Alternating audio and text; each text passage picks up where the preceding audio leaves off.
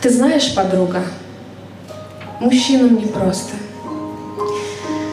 И можешь кидать в меня кучу камней. Ты принца искала высокого роста, чтоб молод, богат был и всех веселей. Мужчина он должен, а дальше по списку.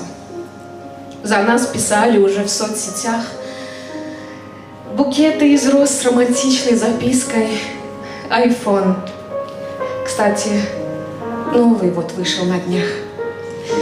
От них в 25 ждут огромных успехов. Машины, квартиры и где-нибудь дом. И вовсе не важно, какие помехи. Своим ли он нажил все это трудом? Ты знаешь, подруга, мужчинам непросто.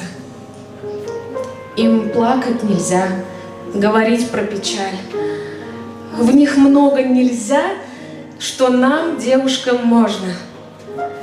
Нет, я в восхищении, мне их не жаль.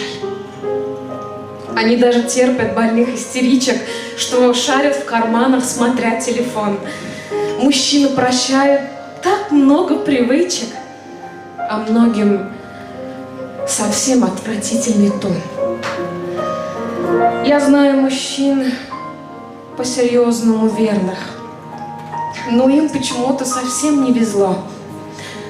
Влюбляются в глупых, коварных, неверных, а все потому, что таких большинство. Поэтому им не хотелось жениться.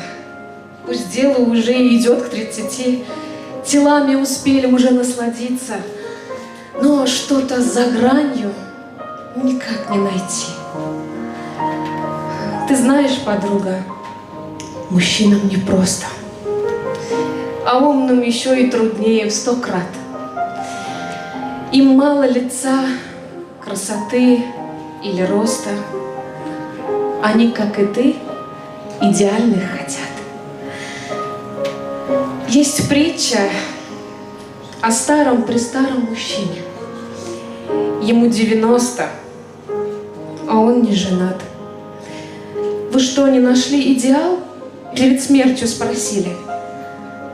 Нашел, но долго искал. А что же она? Отказала вам, что ли? Увы, отказала. Была занята.